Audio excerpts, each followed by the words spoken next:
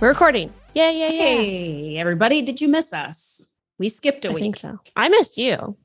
I missed you a lot. I like text you in the middle of my like stress fueled freakouts. And I'm like, oh, I can't wait till we can have a podcast again so I can vent to you and complain and be stressed. Anyway, I'm glad that we're back. It was a little bit, there was a lot of like travel and some things going on the last couple of weeks. So I'm sorry we skipped a week for you guys. But the beauty of us having our own podcast is we do what we want, and we had to take a week off. So here we are.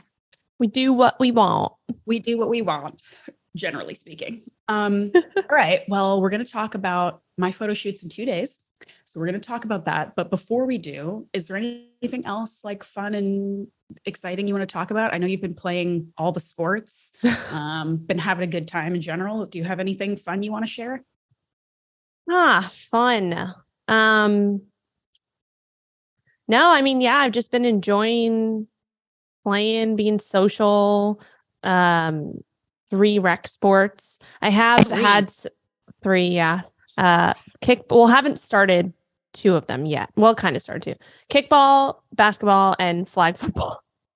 I love it. I'm mostly excited about the flag football. Like, I really want to see a lot of like videos and some feedback from that one, because that, I mean, I don't think I'd be good at kickball. I'd probably be okay at. The other 2, terrible. So I'd be really interested just because I'm a football fan anyway. Yeah. So I'd love to like watch you guys crush that. That'd be fun. Yeah, I'm interested in that too, because apparently there's like plays and stuff. I haven't played football. Like my dad played football in college, so I grew up like throwing football around and like playing at camp when I was a kid and stuff. I was like the only girl like on the flag football team. At camp. But that should be interesting. I am a little bit frustrated because I have been dealing with some more back issues lately. My back's been like really flaring up, and I'm sure it's just, a combination of all the new things, right? Like jumping and running from basketball, which I haven't done in a while. Kickball's not that much. It's basically just standing around and kicking the ball every like 30 minutes or whatever, 20 minutes or whatever when you're up to mostly socializing. Kick. Yeah, it's mostly socializing. Yeah. But yeah, I've had to like take a step back in the gym with lower body again, just because it's like one of those things that's just constant pain. Like I just lay on the couch and I'm like, ow, like constantly. So that's been annoying, but I don't want to give up like the sports side of things. So I have to like tone it down on the lifting side of things, especially with lower body and with some pulling motions. I'm having a lot of issues like in my thoracic spine, and like the low back is kind of just where everything comes to. And we talked about this on a previous podcast. Like typically it's not where it hurts, like the spot that it hurts, especially for low back injuries. It's either above or below or both. And so in my case, there's like a lot of upper thoracic, just like locked up, like super tight. And then my hips are super tight. So it's like those 2 things. And then I've always had scoliosis. So that is like plays a part in it as well. But How common is scoliosis? Because I, at one point, because I was having so much low back issues and I had that like sway back anterior tilt thing. And somebody at some point told me that I'm like bordering on scoliosis or something. And I'm like, does everybody who just kind of has weird posture have a little bit of scoliosis? Like, what's going on here? Yeah, I mean, there's different types of scoliosis, and you just get diagnosed with it, I think, depending on the amount of curvature in your spine. And you can just tell this by an x-ray. So like, if you look at my x-ray, it's like, it's genetic for most people. I don't really know the exacts, but like a lot of people, it's genetic, right? You're just born with like that curve, and there's different types of curves. And then some people can develop it like over time, depending on how, if they have previous injuries or whatever. So mine, like if you look at the x-ray, it's literally like a huge kind of thing. So yeah, there's different kinds. And I think I don't know how common it is. Like, I don't know the percentages, but I do know like a good amount of people have some type of curvature of their spine. But yeah, and this is relevant to the podcast, right? Because it's,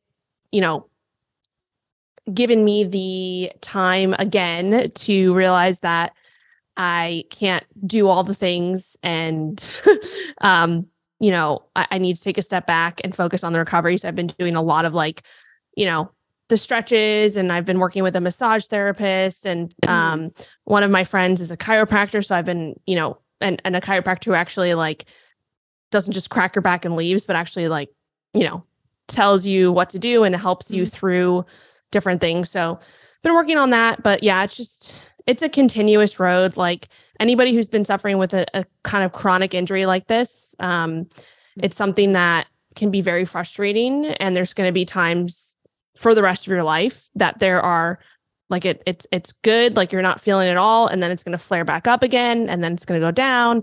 And it's constant like swing back and forth. And you just really have to like manage your symptoms as much as possible. And like, I literally wake up every day. I'm like, okay, stop focusing on what I can't do. Like, I know that I can't, hinge heavy right now when I go to the gym. I can't do heavy RDLs. I can't do even some leg press stuff has been bothering me. So like, don't push through it because that it makes it worse. No leg press. Oh no. Oh my God. So terrible.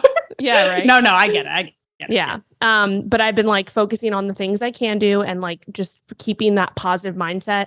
Cause like we always talk about, why stress out about what you can't control and what you can't do? It makes your life even more miserable. So focus on what you can do and focus on that, because then you're just going to get better faster and you're just going to be in a much more positive mindset each day to keep pushing forward. Right. So yeah, that's my inspirational spiel of the day. I like it. Like I understand that has got to be frustrating. And I feel like it's kind of speaking to like stuff that I'm being challenged with right now, where I'm really understanding. And I think we all understand this more and more as we get older, that like life and every decision you make really is about compromise. I feel like a lot of times when we're maybe young or have like the energy or the invincibility to like push through things, or not, we don't maybe have as many consequences when we're younger or whatever. Decisions tend to be a little bit easier. It's just like, do this or do that, And the more I realize as I'm like getting older, and especially having a kid and stuff, but whatever, as we age, it's like it's always you're compromising something. And I don't mean that to be in a negative way. It's not always negative. It's just that like decisions aren't always easy. They aren't always black and white. And sometimes you have to just like pick a lane and make it be the right decision and support the whatever path you're going down. Like do the best you can to support that, instead of like what you're saying, instead of thinking about all the things you can't do, you're focusing on what you can do. And in my case, it's like, instead of thinking about like, what if I stay over in this lane? It's like, no, I'm going down this one. So let's keep our eyes on the path that we're going down, but yeah. Like, I get it, because I know for someone like you who likes to be doing a million things and be very active, it's like, you just get excited about starting this new stuff and you're like, and here I go. Here comes the pain again. But I'm going to ask you like what you're doing to really offset it. And you said like you're working with a massage therapist, you've got a chiropractor. Is there like more stretching you're doing? Do you ever, if it's like acutely painful, do you ever take any kind of, this might veer into like, I don't know, don't take our advice because we're not doctors, but like, do you take like anti-inflammatories? Do you ever take like muscle relaxers? Like, is that something you find helps, or you just don't do it? Or honestly, I don't. Like, I haven't taken an Advil or an Aleve. Honestly, the last time I took a pain medicine like that I can remember was back in 2016 when I dropped a 60-pound dumbbell on my toe at a conference, the NSAID conference, before I was supposed to give a full presentation on my master's thesis. This is literally, like, I remember it was like yesterday. And it was like, I can send you a picture of it if you want. You probably don't, but like my entire foot like completely destroyed. No, I think I broke my toe. I just didn't, like, it was literally black. Like my two toes, my second and third toe, like literally turned black. And it was the day before. And I remember like I was trying to sleep that night, and it was just throbbing so much that I couldn't fall asleep. And I went down to like the little hotel thing and just like got some Aleve because I was literally like in pain. And my presentation was like at 8:00 the next morning.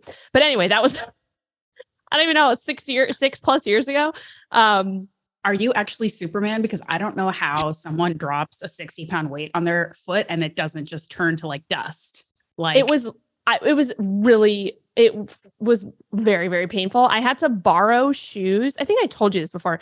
I had like heels that I was going to wear, and I had to borrow sandals, like nice sandals from this girl that I like barely even knew because I couldn't put the heels on. It was kind of a disaster, but yeah, that's the last time I can remember honestly taking like an NSAID an NSAID, however you say it.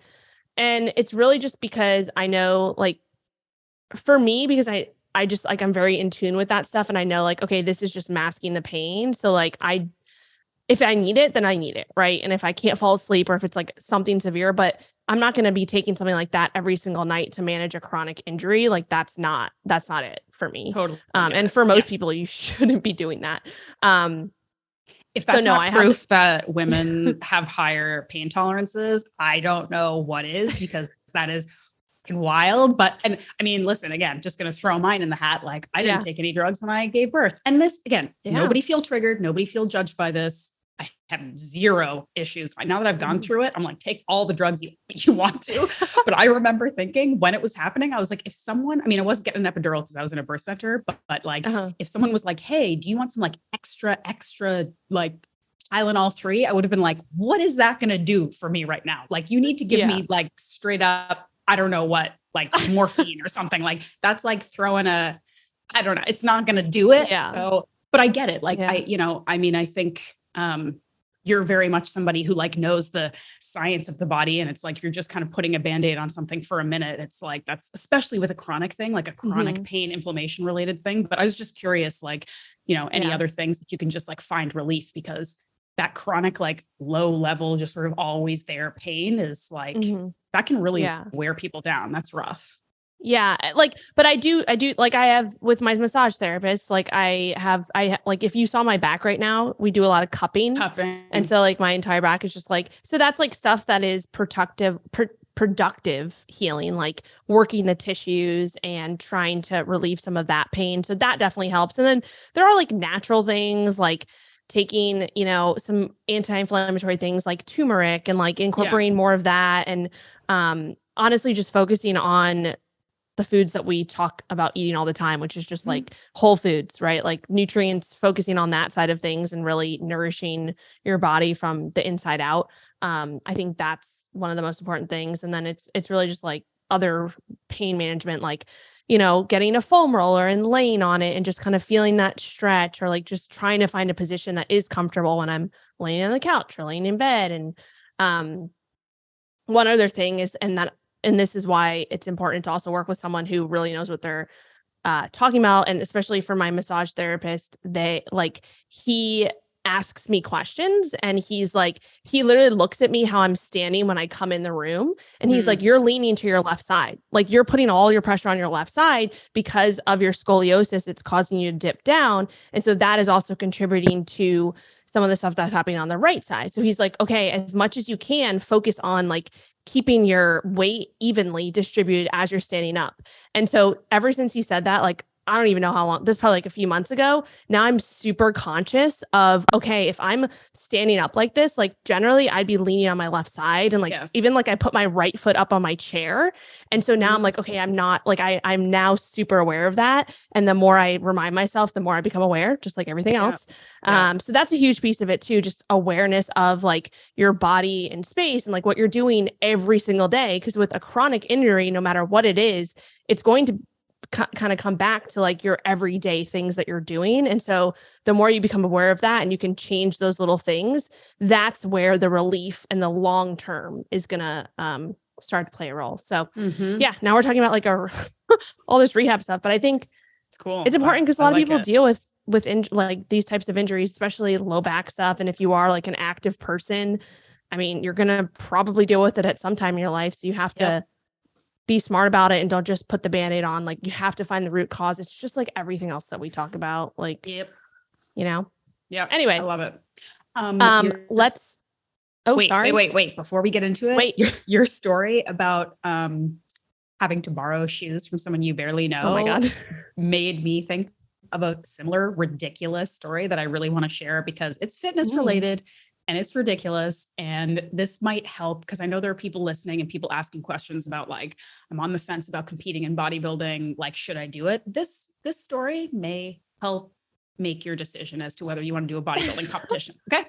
So just on the theme of switching outfits or borrowing things from people you don't know. Okay. So I was doing a national, like the highest level bodybuilding competition I'd ever done. So I'd like made it to this national level. So competing against everybody in the country. And I had to travel to this competition. And I guess you could say this is partly my fault, but not really. I had one competition suit that you wear on stage, right? A lot of like big wig sponsored people might have 2 or 3 suits because people are giving them to them or whatever. But these suits cost thousands of dollars because they're bedazzled thongs. I don't know, whatever. They're expensive. Yeah. Now, there are regulations about these suits, and especially like whichever level you're competing in, there's literally regulations about like how much of your like ass can be showing and like how much of whatever, you know? And they literally, again, I don't know if this is this way in the States, maybe I was competing in Canada, but like judges will check your suit to make sure it's appropriate. So the day before the competition, you need to like, there's like the athlete gatherings and everybody's there and they're giving you debriefs and all this stuff.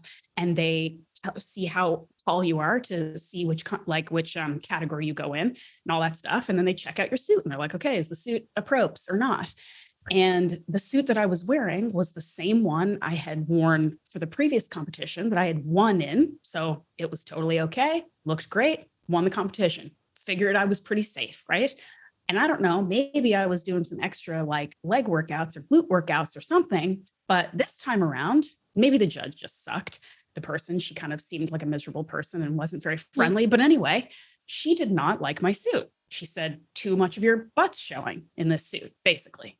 So I'm in this room with hundreds of other athletes, basically getting like sized up in a bikini, and the judge telling me like, no, this isn't going to work. This isn't okay. And I'm like, okay, so I traveled across the country and paid money and like prepped for 4 months. And you're telling me that half an inch of my ass is showing and I can't wear the suit and I can't compete in a bikini competition. Thank you. I mean, it wasn't bikini, it was figure. So bikini, but I'm just saying like the difference is in bikini, they probably would have been like, show as much ass as you want. But I guess in figure, that wasn't the case. So anyway, I'm thinking I was just like, first of all, I was mortified. I was like, I can't believe this person is like, the actual visceral judgment of it was like, really, I was like, this is so gross. Like really brought it home to me how gross this was. And then I'm like, okay, so what am I, competition's over. I don't get to do it because this one judge thought my butt was showing too much. Meanwhile, a woman behind me had the exact same problem. I guess this woman really had it out for us, whatever. And so we both go back and we're like, you want to switch suits? Try it out. Complete stranger. Okay. Complete stranger. We went into the bathroom, put on each other's. I know this isn't hygienic. I know it's gross. I know a lot of people are going to be grossed out, but let me tell you, look, these are suits you wear for like 5 minutes. It is what it is. Okay. Went to the bathroom, put on each other's suits, went back out, and she approved it. So who the hell knows what? And so anyway, and it was even like, I'm wearing a suit that wasn't made for me. It was a color that I didn't like. I wouldn't have chosen the whole thing, but it was like, we were both this close to not being able to compete. And we made friends. We actually were like friends for like years afterwards. Cause I'm like, we shared something today. Like we shared something very intimate today, but talk about like the ridiculousness of the sport a little bit was coming into play there. And I'm just like, I did not think I'd be wearing essentially a stranger's underwear today, but here we are. And it worked out. That is so funny. It was so ridiculous and stupid. And like my parent, like, cause this was a big one. So like my parents were there, Alex was there, everybody was there. And I'm like up there because you could just see people like basically like looking at my ass and like gesturing. Now I want to see the picture. Can you send me the picture? I will show you. Well, I don't of you in the suit. I'll show you a picture of both suits and you can tell me what you think. But like basically I was up there like, I don't know, they think my butt's too big. I don't know. Like I was freaking out. It was so awful. Crazy. Anyway, well, I mean, the good is that, that it worked out. And that's where I call, when I say something like that happens, I'm like universe, like the universe was there for you. I guess because because no one else would have traded or given you their suit. Right. if they didn't have an issue with it. So it's true. That's it all crazy. came together, but it was ridiculous. Anyway, yeah. okay. Well, speaking of being in I don't know, getting yourself Yes. photoshopped. What the hell? I can't speak. No, we're not doing that. You know what? I'm going to just shut up and let you take it. Muscle Science for Women says definitely Photoshop yourself. That's Oh my God. That's what we're getting across. I think I might have had too much caffeine earlier, and now it's just like, burp. Now we're both just bragging. Because I've told you I'm watching Bree's dog now, and so no, I knew that I knew that the puppy was there, but I didn't know what was happening. It's Bree's in Miami living it up at Ultra. Nice. And I'm watching her dog Zoe, who's so cute and she's so good, but sleep has just been a little wonky. Does Lilo love having a friend? Oh my God, they're obsessed with each other. It's so cute. It's adorable. That is very cute. But yeah, I'm gonna let you give us your update and tell us what the update's about, because clearly, brain's not working today. I know what it's like for your brain not to be working because there are small things demanding your energy. Like I can literally hear Magnus crying downstairs right now, and I'm like, oh my God, you deal with it. Anyway, okay, photo shoot update. So as of this recording, my photo shoot's in 2 days. So when this comes out, I will have done it a few days ago. But it's been a while since we've done sort of an update on like the process, the progress. And I thought it would be cool to just have one last thing before I go do this photo shoot. And I mean, I would say like high level, like from the top down, I think that we had a successful prep, you and I. It was challenging and tight and short from the beginning. And of course, then life threw a billion things at me that made things a lot more difficult. But I think together we did a really good job of staying on track as best we could and not adding any additional stress to what I was already undergoing, doing the best we can, and showing the thing that I'm the most proud of. And I've been talking to my one-on-one clients about this, is that you don't have to have a perfect situation and you don't have to be perfect. But if you just keep trying to do the right thing and just keep showing up and just be as consistent as possible, the progress comes. Like people think I have to be perfect. And if I'm not perfect, what's the point? And this prep showed me 100%, like really clearly that that's not the case, because in previous bodybuilding preps, I did do it quite differently. I was much more, honestly, regimented, a lot more black and white, a lot more like for the next 3 to 4 months, I won't eat any of these things. I won't drink any of these things. I have to do this much movement. And it just was not happening for me this time. A lot of this stuff was not happening for me. But thanks to you encouraging me in a lot of ways, but encouraging me to do things like taking pictures. And I really saw, I'm like, okay, this really did work. Like me trying my best and being mindful and paying attention to some things, it really worked, even in a short time frame, and even with all of the challenges that I had. So I'm quite pumped overall with the final result, I would say. Can you hear him screaming? No, I can't at all. He is screaming, like, get him out of the house. I know. Where is he? Like, I'm hoping he's there with my child. No, I know he is. But I don't know why they're not taking him away from where I am. Anyway, sorry. I literally can't hear it, so nobody else can hear it. But I know how distracting that is. Well, I just want to say that I am super freaking proud of you, and the amount of like shit that got thrown at you during this entire period of time when it was already like such a short timeline and such a intense, intense, aggressive approach. One of the most intense, aggressive approaches you could take with our timeline. There was another added thing times 5 as the weeks were going on. And like you just said, the fact that you were able to just keep going, like literally just waking up every single day, just like, I'm going to just focus on the things, just like we started the podcast out, focus on the things that I can control. Right. And that's what you did. Right. I think you got sick in the beginning, like the most sick that you've been. Middle of the way through, I got sick for the first time in like 5 years. Gross. Yeah. Anyway. Yeah. And so that was thrown at you. And then, I mean, other personal stuff. I don't know if you want to share stuff on here, but other things that you're going through in your life right now that are like literal, like the most Huge. stressful things that you can go on in your life. Yeah. In good ways and in some, ups and downs or whatever. And so the fact that you're able to just continue to push through it and just like you said, keep showing up and knowing that you're not perfect, but still just trying to control the things that you can, like it showed. And, we like with the pictures and the measurements and all this stuff that we were tracking week to week, and even the scale, like going into this, we're like, we're not going to our focus is not on the scale. The scale is something we look at over time as trends go. It is one metric we want to look at.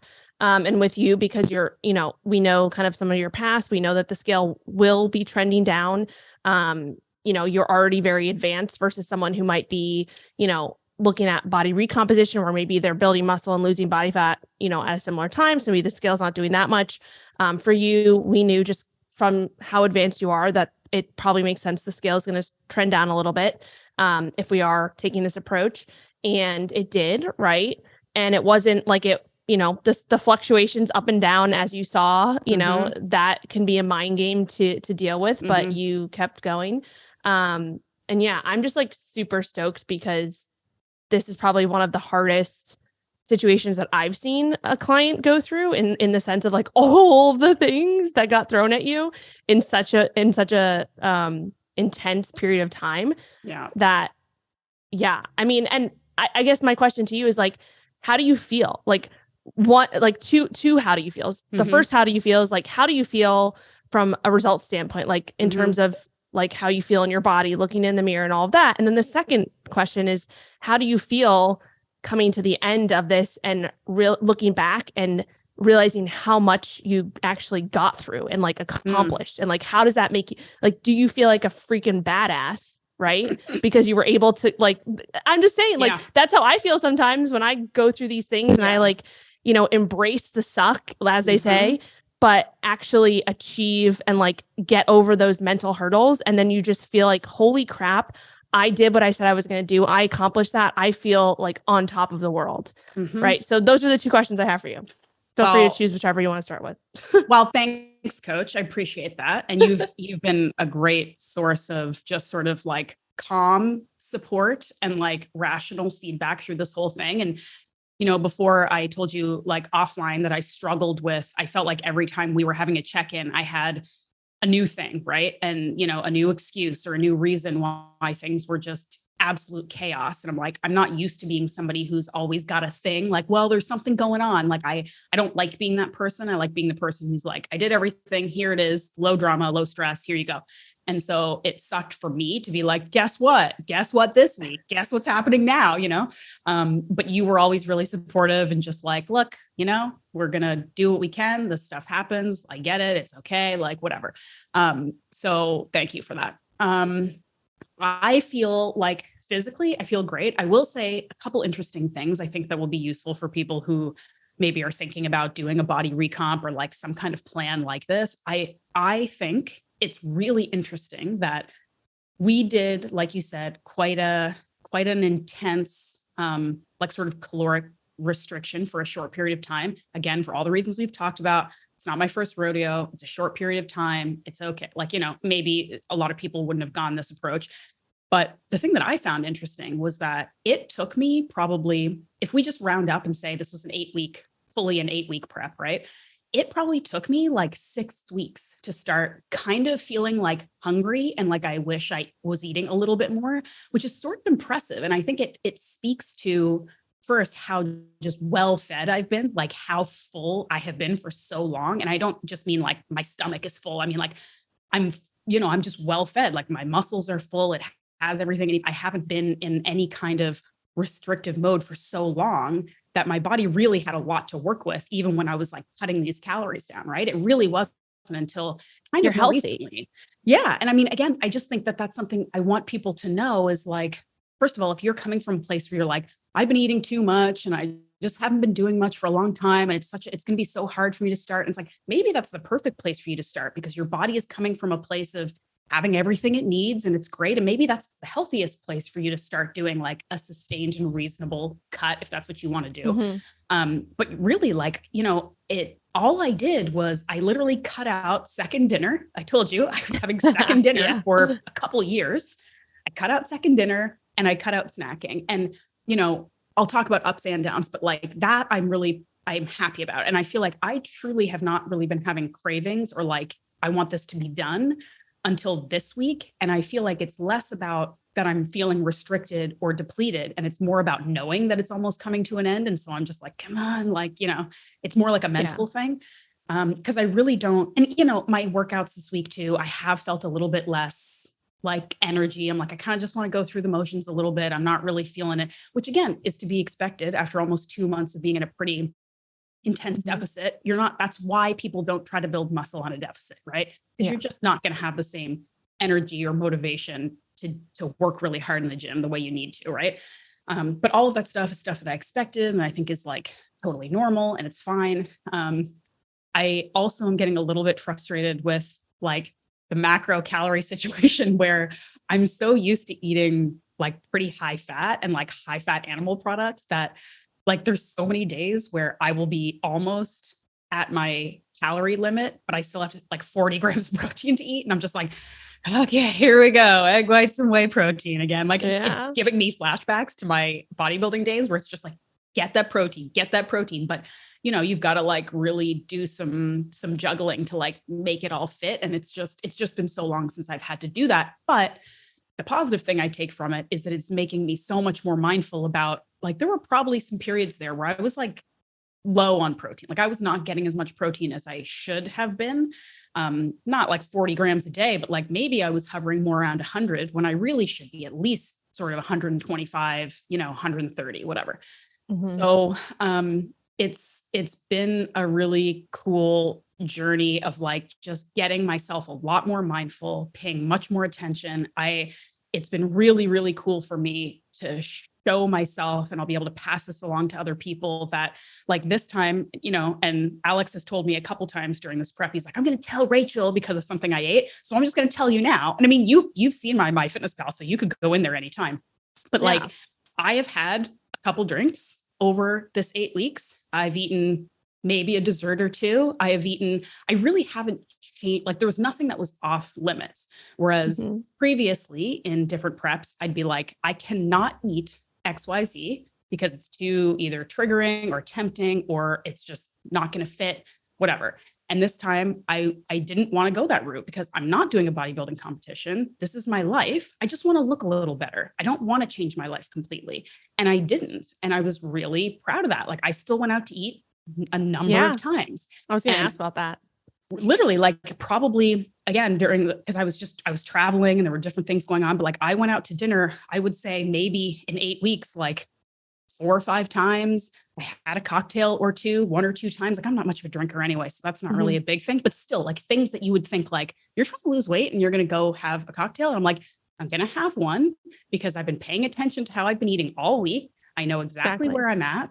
I'm working around it for the rest of the day. Like it's a constant juggling act, but it just showed that I could be more moderate and reasonable. And then as a result of that, there's less guilt, there's less resentment, there's less cravings, there's less of any of those negative emotions that come with trying to lose weight because, I was just like, no one's telling me I can't do something. It's not that I'm not allowed to have a cocktail. It's like, you should really want to, and you should really pick a good one because these calories are mattering to you right now, but you can do what you want, So that was a cool learning experience. Yeah. And I just want to say, like you said within this 8-week period, like you ate out like maybe 4 to 6 times, right? And then you said you had 1 or 2 cocktails. So that's not a lot. 1 to 3, right? That is not a lot. You're not having a cocktail and then having 4 others afterwards. And then 100%. Once you are feeling good, you're going to go crush a pizza and all of that. Right. So that's where the awareness and the mindfulness comes into play. And then also what you said, like, you are also paying attention to, okay, I know that I'm probably going out to dinner tonight. So I'll probably have to be really dialed in, during the day, make sure I hit my protein goal, leave us some extra room for a little bit more flexibility today and things like that. And so it's really just understanding, especially with a goal like you had, there are going to be some trade-offs that you have to make. But the more aware that you can be of them, like you are, and also the more you're focused on the whole foods, like try not to cut corners and, you know, try to work in too many things too often, the more you can stay away from that, you're just going to be more successful in what you're doing. And it's also going to like, just, you know, fuel that awareness of like, okay, I had this cocktail. I woke up the next morning. I feel fine because I had everything else in place. Drank a lot of water. Drank a lot of water. Right. Yeah, exactly. And then before you answer the second question, I just want to reiterate what you said from the beginning of this one. You went into this, like we've talked about many times, like not dieting for years, right? And you said that you obviously you felt some restriction, but it was much like less than some other people feel because your body is healthy, right? And so that's just something that I want to make sure everybody understands. Like a healthy body is a responsive body, right? And so when your body is more healthy from an internal place, right, you are going to respond so much better to the stresses that you're putting on it from any standpoint, whether it's a calorie deficit, whether it's an injury that we just talked about, whatever those stressors are. If you have an internally healthy body, like if your hormones are working the way they should, if your digestion is good, if all the things are, you know, it's not always going to be 100%, but if they're in a good place, and then you go and put a stress on your body as a deficit is, or as maybe some extra cardio that you've been doing, you will respond so much better because you have spent the time and done the work at maintenance or even in a slight surplus to allow yourself to get to this point to then push, right? Yeah. For those fat loss results. So that's something that I think a lot of people don't do because they're always in this constant dieting, yo-yoing, and it's like they've never spent time becoming the healthiest version of themselves. And you're really just doing yourself a disservice. And I can tell you from experience, like I've spent a lot of time there too. And that's even something that I'm personally working on right now, as we talked about. Like I'm working on being my healthiest version of myself, not the leanest version of myself, not the honestly, not even the most confident version of myself right now, because I'm in a place where I'm working through things that require me to spend time in an uncomfortable position. Not super uncomfortable, but really dialing in and focusing on a lot of the awareness behind that. So yeah, just to wrap that up, I think it's really important for people to understand, like, the healthier you are, the more responsive your body will be. And if you don't put the work in there, then everything else you do is just going to be so much more difficult. And it's honestly not going to last as long as you would think it would. So yeah. Anyway, I love that. I mean, honestly, that concept, like the way you just said that, like a healthy body is a responsive body, is so important because, again, that's something I feel like women try to do too. It's like they're so stressed and they're restricting or they're doing all this chronic exercise and they're like, if I just push a little harder, I'm going to break through. I'm going to finally lose that 10 pounds. I'm going to finally get a little stronger, whatever. And it's like, you're not responding because you're already in a place of stress and your body is fighting you and your body is like crying out. And if we could just shed all that and get yourself to a place where you can just, get healthy, then your body's humming along like this well-oiled machine. And then you say, let's go get strong. Then you say, let's go lose that 10 pounds. Your body's like, cool, I'm with you. But we fight against it for so long. Anyway, I love that. And it's not 3 months that you spend there. No. It's a year plus, maybe 2 years. It depends on how long you've been pushing and how much your body's like, I'm freaking over this. Like, I need time to chill out. And it doesn't happen overnight. And so like, and this is what I've been focusing on with my Flex Fam ladies. And like, when we go through periodization, it's like, no, I want you spending a year at maintenance. Like, have you ever spent a year just trying to not trying to lose weight? Yeah. Not trying to lose weight, right? Have you ever done that? No. Or like they can't remember, right? And so that is where, like, if you can just look at the long term and like stop trying to get that instant gratification and look at the long term, like it's just amazing what can happen. So anyway, I love it. The second question.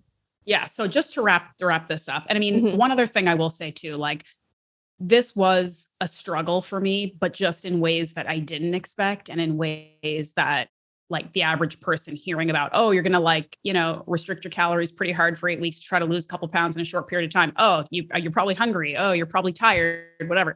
And like, none of that was really a problem. The problem was like the rest of my life, and then trying to like keep it together. And there were times when I was like I was frustrated that like a pretty significant portion of this 8 weeks, I was moving, walking, exercising less than I normally do. Like in an ideal world, I would have ramped up my walking. I would have gone to the gym an extra day instead of less or whatever.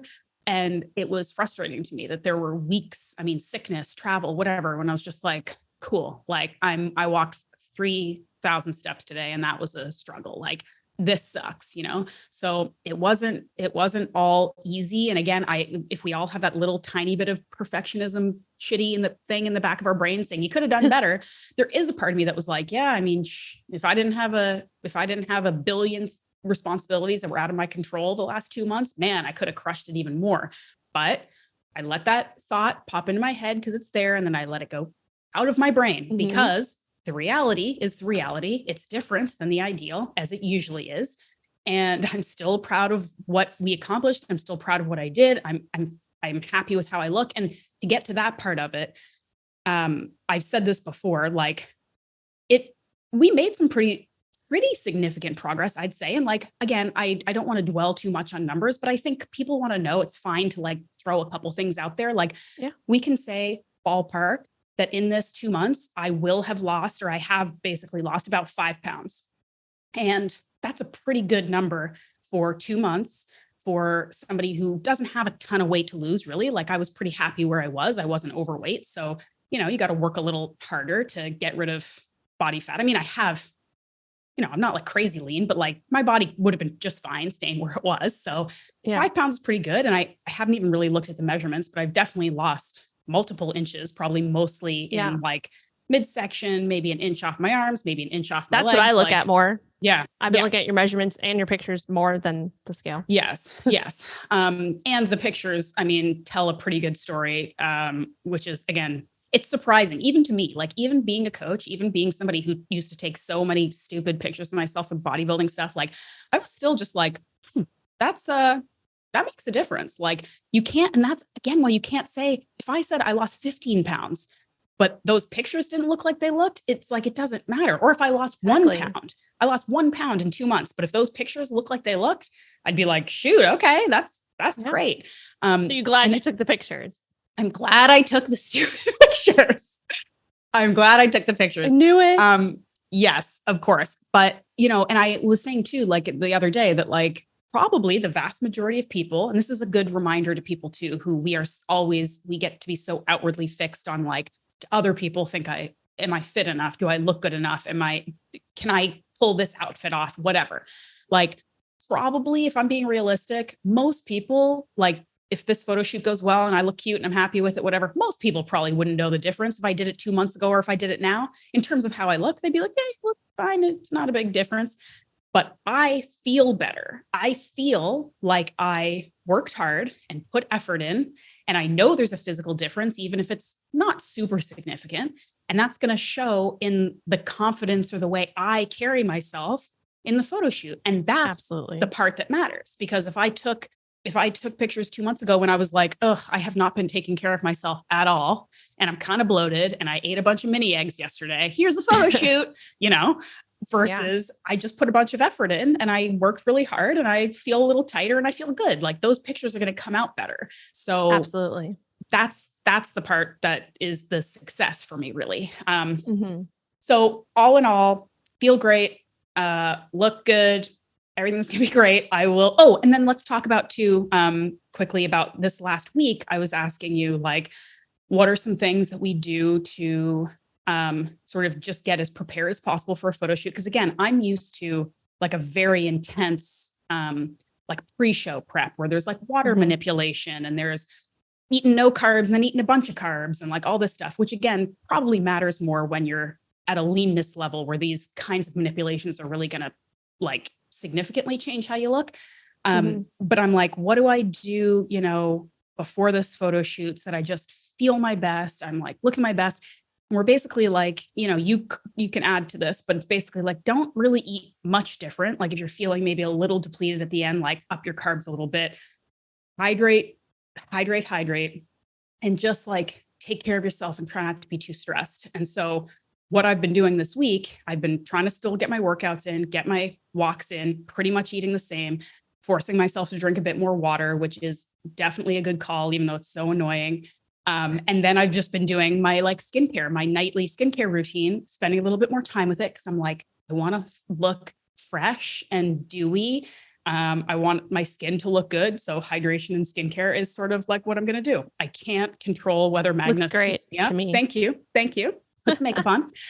But yeah, I can't control if like Magnus keeps me up all night. I can't control the other stuff that's going on that's stressing me out, but I can take those couple minutes to take care of my face and I can drink a bunch of water. And that's what I'm doing this week. So that was also kind of cool. It's like, what do you do to prepare? Just something that makes you feel good. Don't be like, okay, I've got 3 or 4 more days. Let's punish.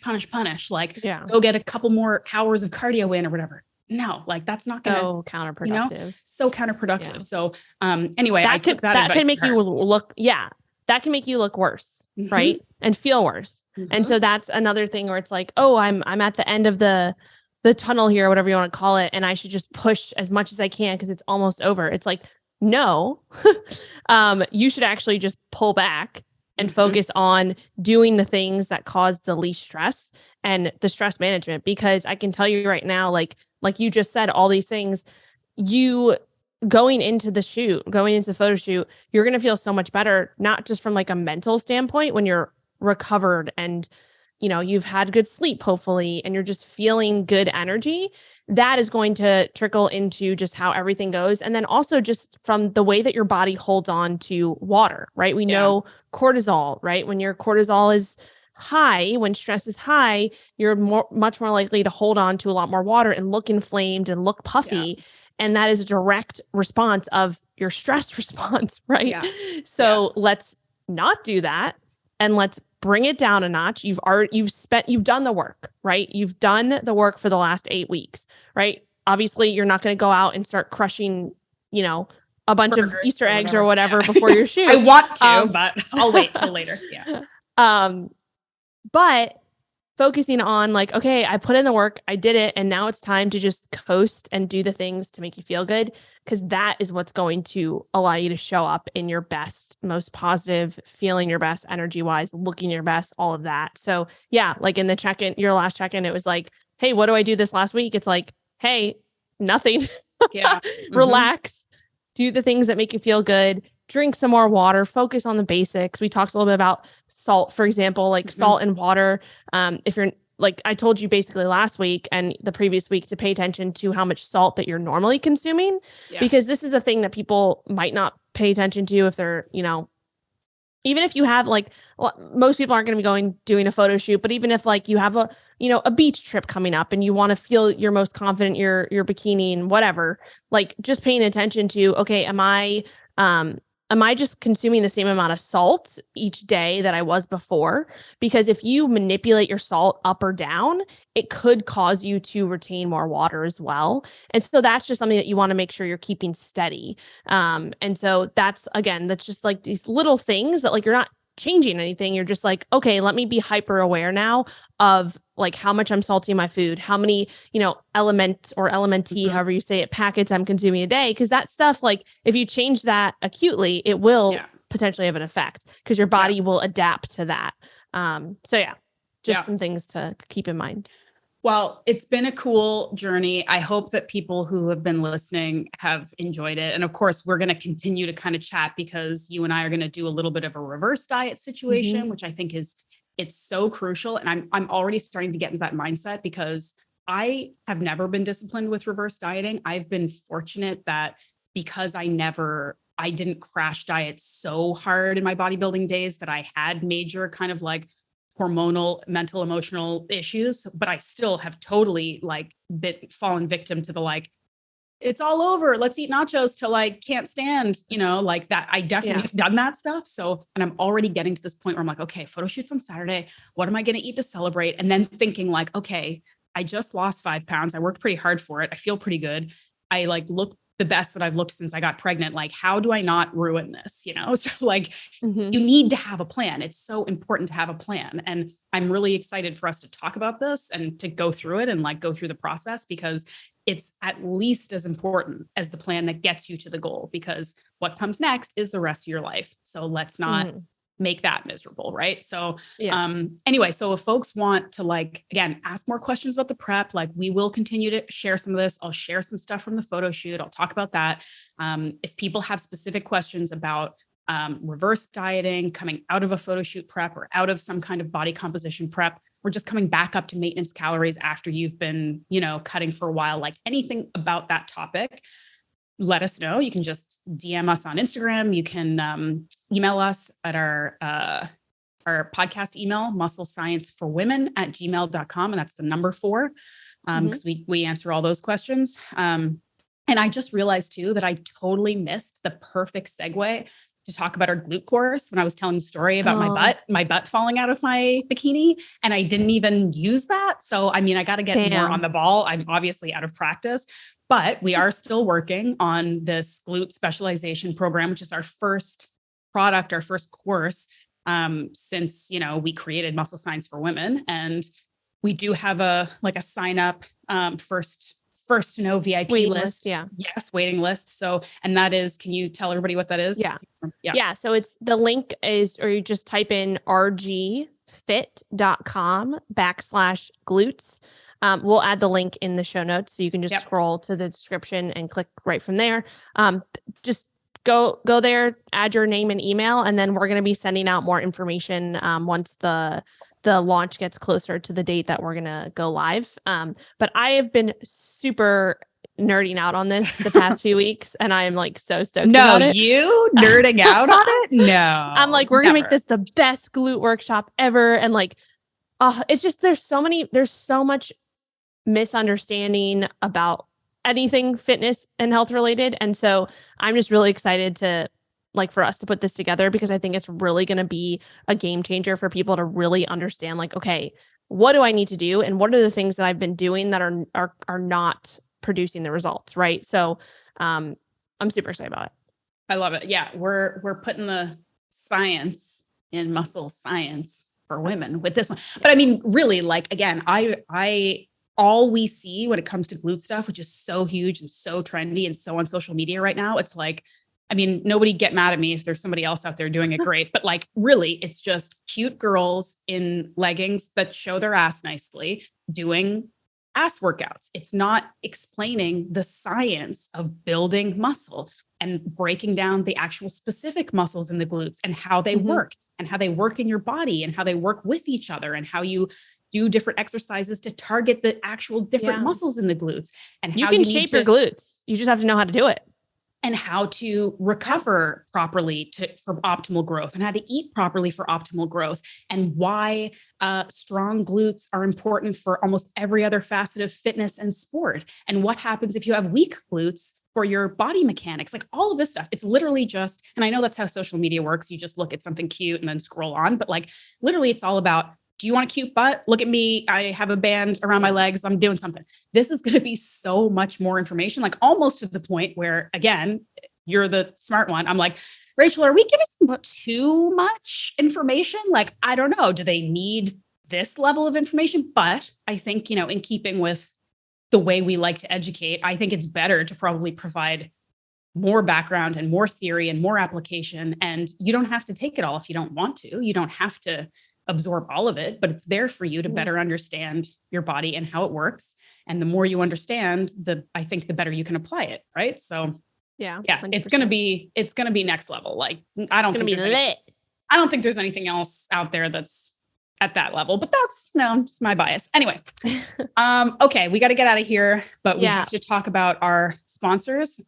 First, I will shout out Active Stacks, because like I told you earlier, I have just been crushing protein powder because, high protein, low fat, you got to do what you got to do. And I'm almost embarrassed to say this because it's like from my bodybuilding days. And then I like moved into like paleo whole foods eating. And I feel like people will like be like, how could you eat that stuff now, but I have been crushing I call it like a protein pancake, or it's really more just like an egg white omelet, but essentially it's egg whites mixed with protein powder.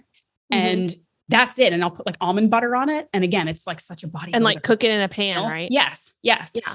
But it's like, you know, again, if you're like a well-fed person who's used to eating real pancakes every day, you'll eat this and be like, okay. But for me, who hasn't been eating a lot of sweet stuff, I'm like, this is pretty good. And it's like, again, if I just have to get the protein in, I don't, you know, I'm like tired of drinking shakes, whatever. All that to say, it's actually not so bad. It's an easy way to get a pretty high amount of protein in like a small meal. It's like you have like half a cup to a cup of egg whites, a scoop of this protein powder, the chocolate, so good, tastes like brownie batter, and then some almond butter on top. And it's like, that's actually a pretty decent, like super high protein, satisfying like dessert or breakfast or whatever. So I have been crushing that on the reg. And thank you to Active Stacks for hooking us up so I can do that a lot, because I've been going through protein like nobody's business. And if you want to try it, if you want to try that delicious recipe of egg whites and protein powder, MSW10 is the discount code for them, activestacks.com. Definitely do it. I mean, if you're going to do it, use their protein because it's the best tasting. So that's that. Yeah. And I've been crushing protein ice cream every single night still. So there you go. You know. And then of course our other sponsor, Bubs, they've got did you get the creamer, by the way? I did. You gotten it yet? Okay. I haven't opened it yet, but I've been going through their coffee and obviously collagen every day. So yes. Yeah. And like the creamer, it's funny because that's like, that would be something that like prior I would have been like, this is not really plan approved, because so the creamer they make is, because now that they've added to their repertoire, instead of just having collagen and MCT, they have delicious coffee now. And so they have this coffee creamer, but it has MCT, grass-fed butter, powdered grass-fed butter, whole milk powder. So if you aren't into dairy, this isn't going to be a good one for you, but it's basically all these like high fat ingredients to make like the creamiest coffee in the world. And if that's what you're into, it's kind of what I'm into. Like I like adding cream to my coffee. And it makes it like really creamy and kind of like, I don't want to say it makes it a meal, because I'm not one of those people who's into like coffee for breakfast and that's a meal. I don't think that's a meal, but it like rounds it out. Like if you're somebody who just prefers a higher fat diet, it's a really like satisfying, creamy, tasty thing. So I have tried it a couple of times and I really like it. And the other biggest pro that I would say for this product is that it mixes super well, because you guys know I don't drink hot coffee, and I put this in my iced coffee and it just mixes perfectly. So if that's something you're into, you don't like sweet coffee, but you like a nice, creamy, just well mixed sort of high fat coffee, this is going to be right up your alley. And the code for Bubs we have is MSW20, because you get 20% off anything you buy there. And the website is bubsnaturals.com. So support us, support the people we like, support the people supporting the podcast, just support all around, go buy some products and support. And that's it. We'll see you again soon. Bye guys. Yes. Bye. Thanks for listening.